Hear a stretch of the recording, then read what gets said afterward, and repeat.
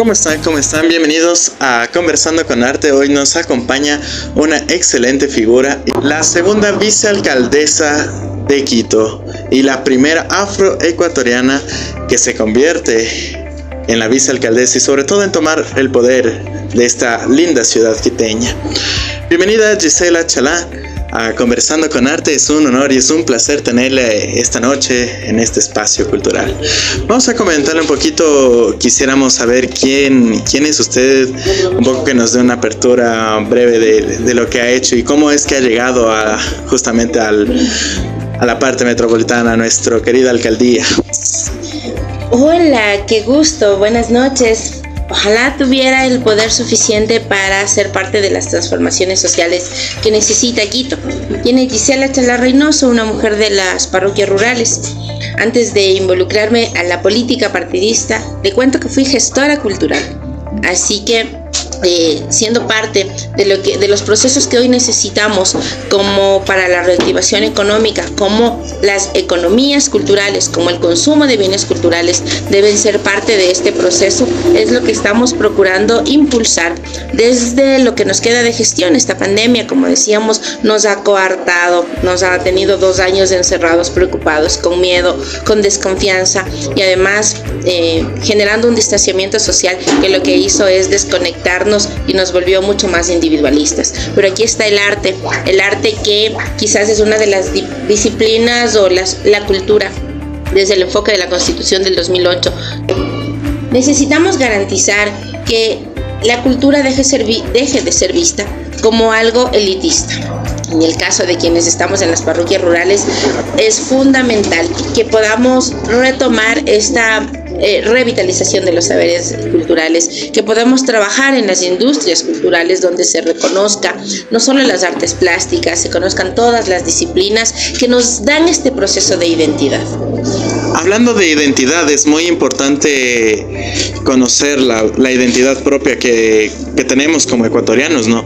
Pero sobre todo mi pregunta también va direccionada a ¿qué significa el tener poder siendo mujer? La palabra poder se puede, comprender de múltiples formas. Nuestro compromiso como gestora cultural, como mujer de los sectores populares, no hemos querido llegar a tener el poder por el poder. Hemos necesitado llegar a estar en instancias donde se toman decisiones pensando y reconociendo y aún incluyendo agendas importantes para poder reconstruir, caracterizar este Quito que no es colonial, este Quito que debe ser reconocido desde su esencia milenaria, intercultural, este Quito de la gente, este Quito que tiene que ser visto más allá del patrimonio cultural de la humanidad, las iglesias, el centro histórico, cuando su patrimonio fundamental es la gente y su cultura. A esto, el poder, ojalá, insisto, fuera para transformar y que las decisiones pudieran alcanzar el buen vivir. Estar en una instancia como autoridad evidentemente nos da una nueva visión. Tomamos decisiones importantes, decisiones con mucha responsabilidad. Hoy, hace unos días, estábamos tratando el tema del presupuesto. Ser parte de los directorios cuando se toman estas decisiones, no solo está el compromiso de poder pensar en la gente, sino también a quienes vamos a beneficiar o a quienes podríamos perjudicar. Evidentemente, nuestro trabajo y nuestra ideología es cómo podemos favorecer o beneficiar o redistribuir a la mayoría de la gente.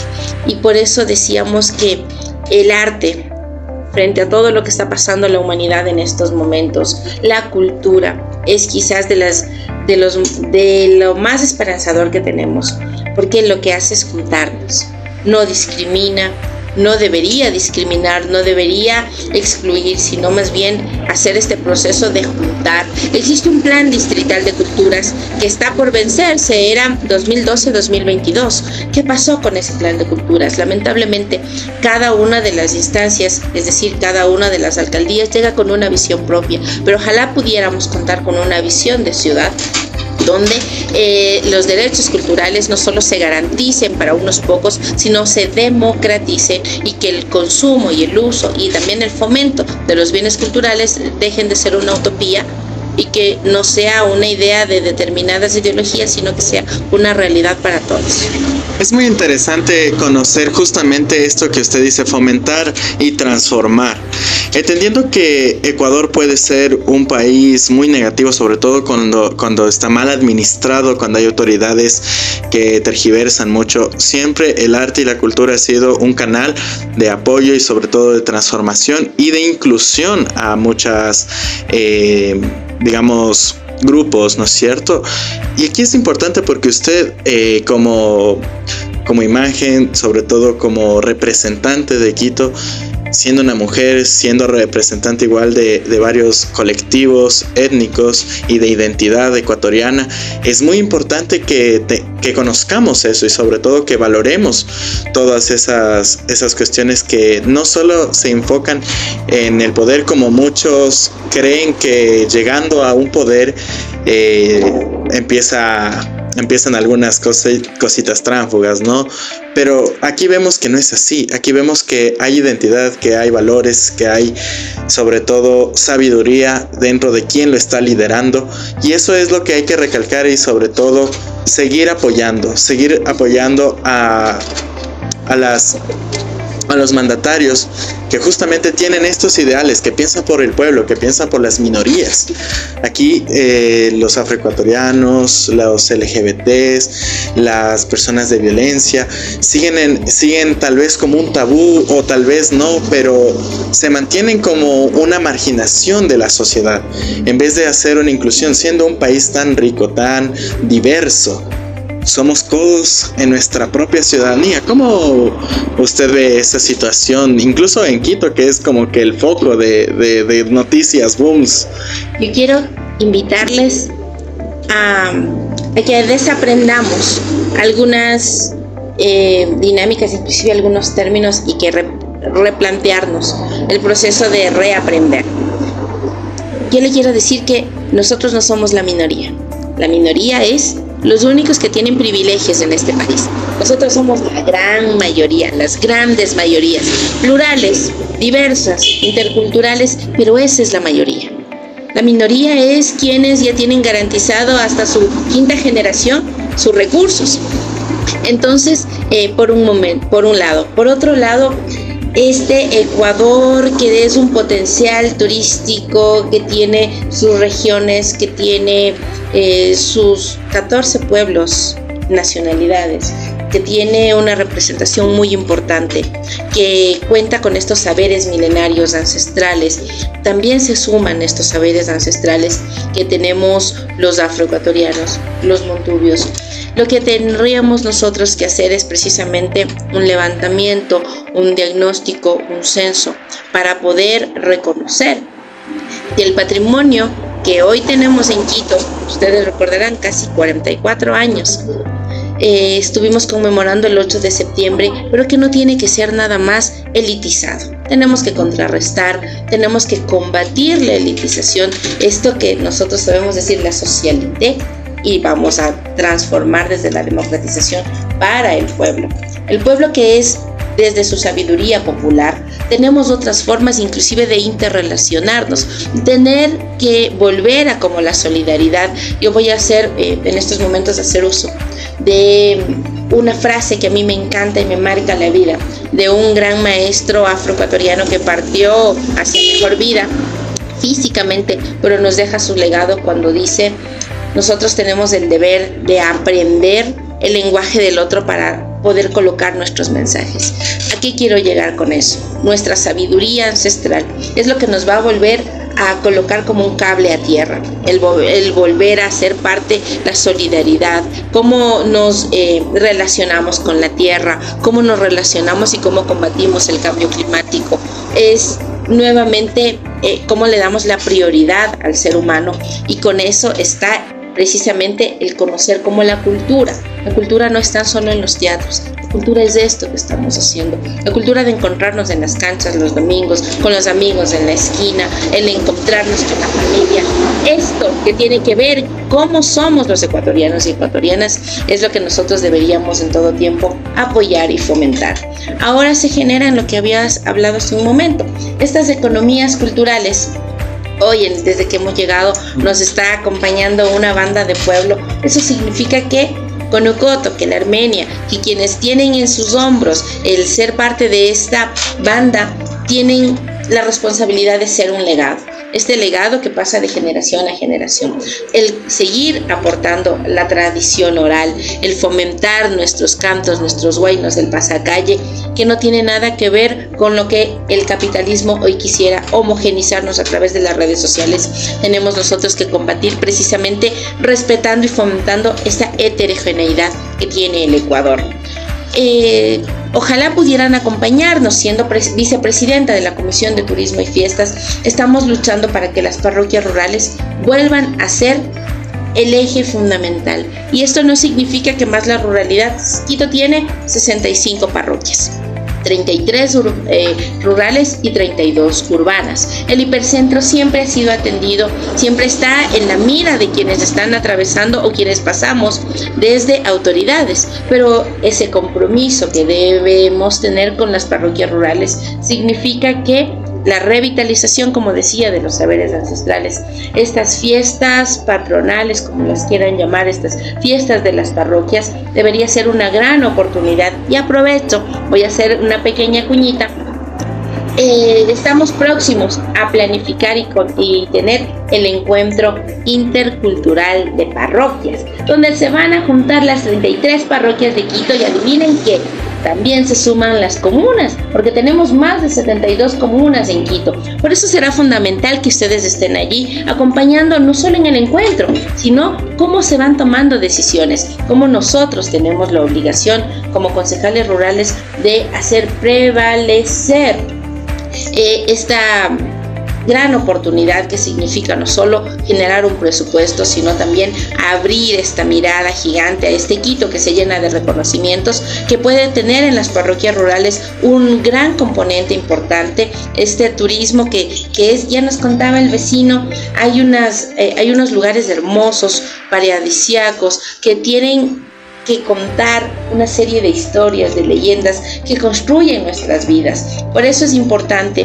que ustedes que están haciendo estos espacios hablemos de estos términos. Por eso les decía, tenemos que aprender esos lenguajes del otro para incluirnos. ¿Quiénes hablan de economías culturales? Las grandes empresas. ¿Quiénes hablan? Las grandes productoras. ¿Y nosotros? ¿Nosotros para cuándo? Es por eso que tenemos que asumir estos grandes desafíos, profesionalizarnos, capacitarnos, pero esta gran labor que vienen haciendo a través de la socialización, de la difusión y de la pedagogía, para que los vecinos sepan que lo que hoy están haciendo los compañeros de la Armenia, que lo que van a estar haciendo las vecinas de los emprendimientos y las economías populares forman parte de estas economías culturales, que no es que la vecina que está vendiendo los cevichochos está buscando cómo resolver, ellas también forman parte de la cultura. Así que este reconocimiento de este Quito, que en todo tiempo debe ser para todos y todas, está el gran desafío de cómo las culturas, no una sola, sino la pluralidad de culturas, forma parte de este Quito intercultural. Esta interculturalidad, queridos amigos, y quiero ir cerrando con esto, que no tiene que ver nada más con cómo nos juntamos. Quien nos viera dirá, ahí está la foto intercultural.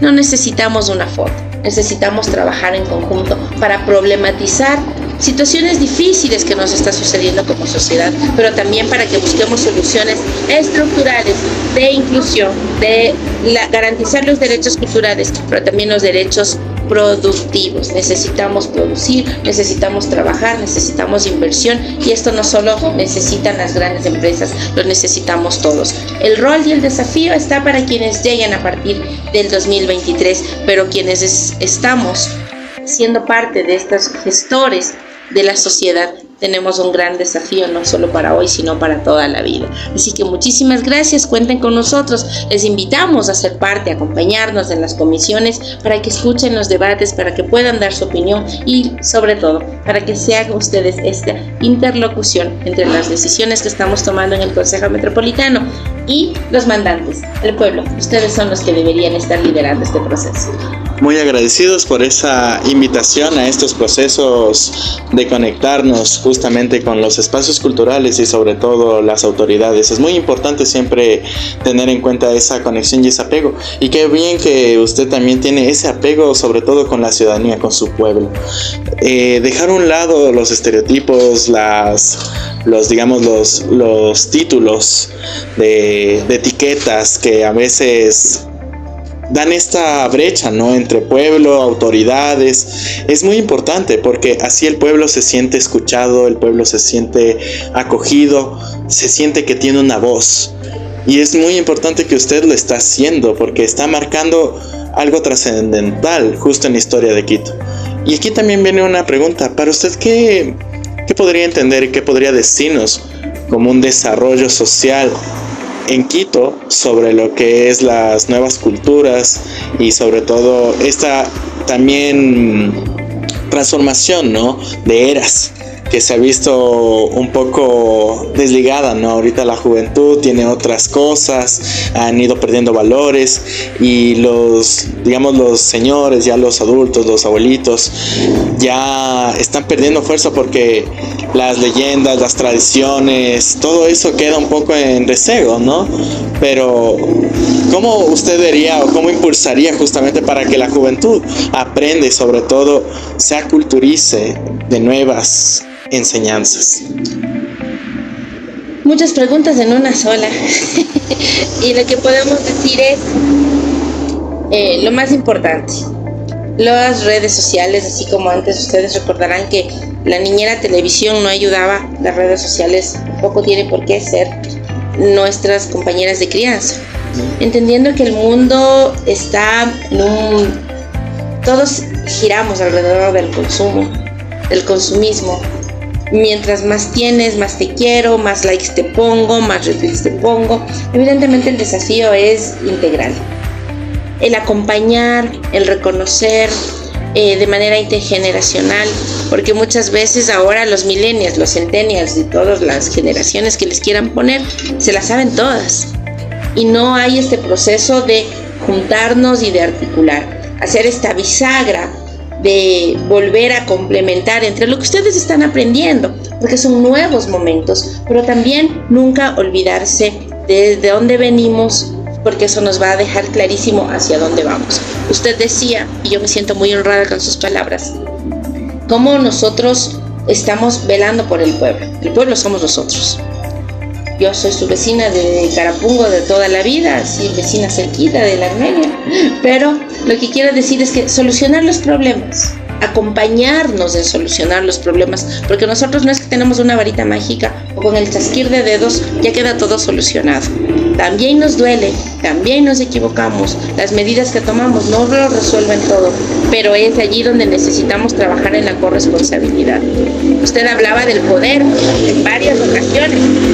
Muchas veces existe la soledad del poder porque no se han mejorado los canales de comunicación con la sociedad.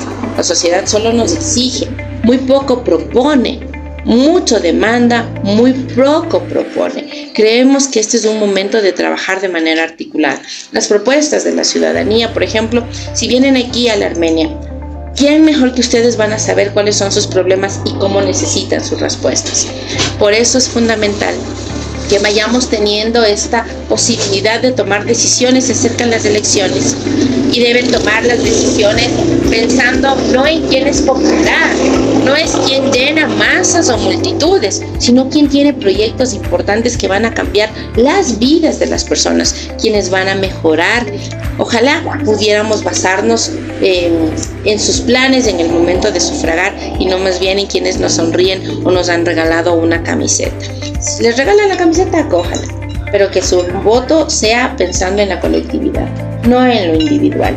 Agradecemos un montón estos espacios. Ojalá, insistimos, Acompáñenos en el interparroquial o en el intercultural de parroquias, como ustedes lo quieran llamar. La sede será en Guayabamba y vamos a estar las 33 parroquias rurales. Estas 33 parroquias más las 9 comunas, tenemos un total de más de 40 representaciones de saberes, de gastronomía, de encuentro. Precisamente el volver a pensar cómo hacemos espacios mucho más seguros a través de la cultura y cómo construimos colectividad a través de la cultura es un gran desafío y estamos seguras que con ustedes lo podemos lograr.